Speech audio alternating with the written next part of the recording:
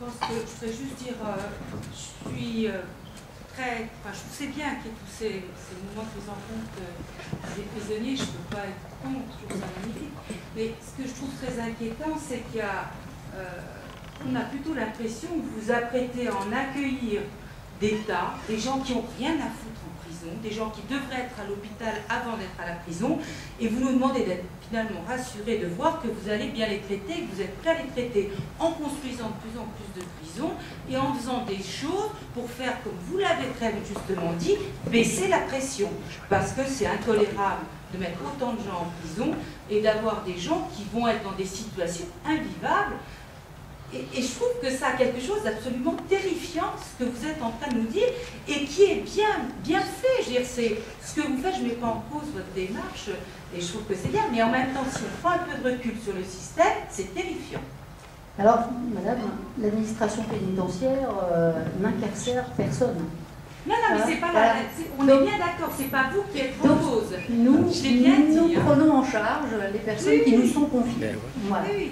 Alors, mais je pense que j'ai bien dit que c'était pas vous qui étiez en cause et que votre démarche, je la respecte pleinement. Et en plus, je suis persuadée que vous le faites très bien avec beaucoup de foi, enfin on le sent. Mais c'est le système qui est derrière, qui est complètement... mais c'est terrifiant. Ce qu'il faut dire quand même à l'heure actuelle, au sujet de la surpopulation, c'est qu'elle est plutôt en baisse depuis 2 ans. Bah oui, alors pourquoi elle est en baisse, cette surpopulation? On construit. Moi, je vois quand même c'est un petit peu parce qu'on construit, mais c'est surtout parce qu'on a mis en place des peines alternatives comme le bracelet électronique. Monsieur, on les fait rentrer les gens avant de les faire sortir. Oui, non, mais... Non, on met de plus en plus. Non, il y a des gens qui sont condamnés avec une peine alternative et qui ne connaîtront pas la prison et qui, il y a seulement 2 ans, auraient venu la prison. On est d'accord. Donc là, il y a un petit progrès. Il y a des améliorations. Il y a un petit progrès. Il y a d'autres peines alternatives qui essayent de se mettre en place. Il y a une chose aussi dans laquelle je crois beaucoup, alors là, ça sera un chantier, je ne sais pas si on pourra le mettre un jour en chantier, c'est ce qu'on appelle la médiation pénale ou la justice réparatrice, qui fonctionne pas trop mal dans certains pays, pas bien du tout dans l'autre, en particulier en France ça marche très mal, parce qu'elle existe. Il y a des dispositions législatives qui permettent de faire de la médiation pénale et donc d'éviter le système judiciaire ou carcéral. Mais ça ne marche pas très bien en ce moment parce que l'état d'esprit, je pense j'allais dire des princes qui nous dirigent, mais ne disons pas de méchanceté comme ça, mais parlons de nos chers députés et sénateurs, ne sont pas du tout partis dans ce genre de choses-là. Ça c'est évident. Vous savez, chacun trouve l'opinion publique comme elle veut. Alors, il y en a qui disent, oui, l'opinion publique, oulala, il n'y a pas assez, ça va jusqu'à la peine de mort, rétablissons la peine de mort. Et puis, il y en a d'autres qui disent, ben non, il ne faut plus de prison du tout.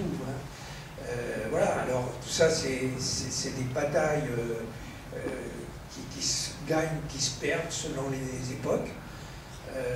Je trouve qu'à l'heure actuelle, ça va plutôt dans le bon sens, mais en fait, ne lâchons rien.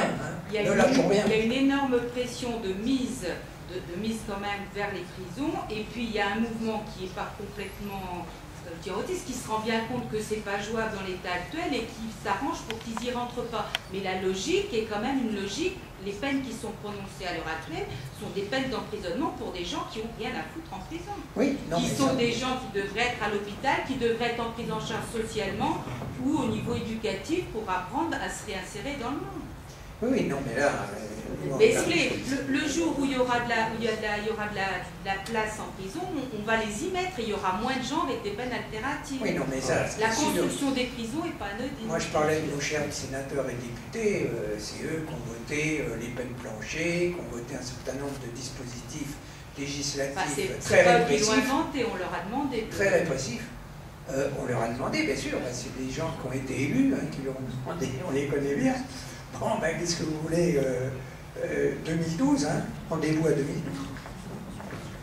Oui, juste une réponse quand même à votre questionnement, madame, pour dire il y a de plus en plus de monde dans les prisons. Écoutez, je crois que quand on lit la loi pénitentiaire, ce qu'elle apporte, et ce qui est fondamental, et c'est la première fois, c'est une révolution en France. C'est une révolution. Il y a aujourd'hui un nouveau mode d'exécution de la peine, qui est le bracelet électronique, et qu'elle est érigée en principe. Il y aura un certain nombre d'exclusions, bien entendu, comme il se doit, mais c'est le principe. Et deuxième notion extrêmement importante, c'est que la possibilité des aménagements de peine, qui aujourd'hui est en pleine évolution, alors on peut dire que c'est un paradoxe.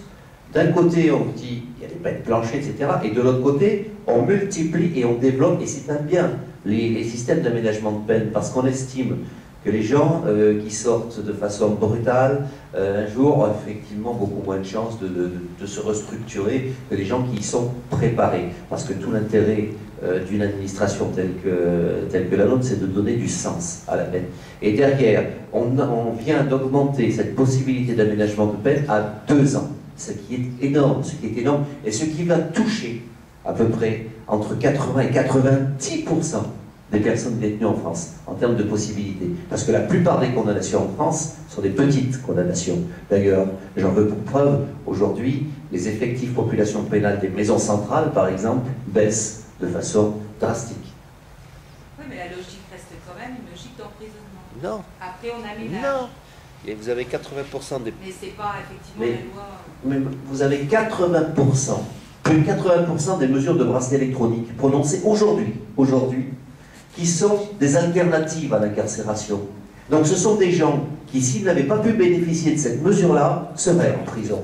Donc la tendance, voilà, la logique judiciaire est quand même une logique de condamnation. Mais elle change, ça change aussi. Ça change, on a des enquêtes rapides aujourd'hui, on a des systèmes d'aménagement de peine ab initio, et voilà, ça change. Bon, ben, vous n'avez plus de questions, de réactions, on va arrêter peut-être le débat. Alors je vais remercier Mme Bleuet d'être venue nous expliquer tous ces projets, et puis au groupe d'intervention en prison. Merci d'être venu et bonne suite à votre semaine. Merci. Voilà.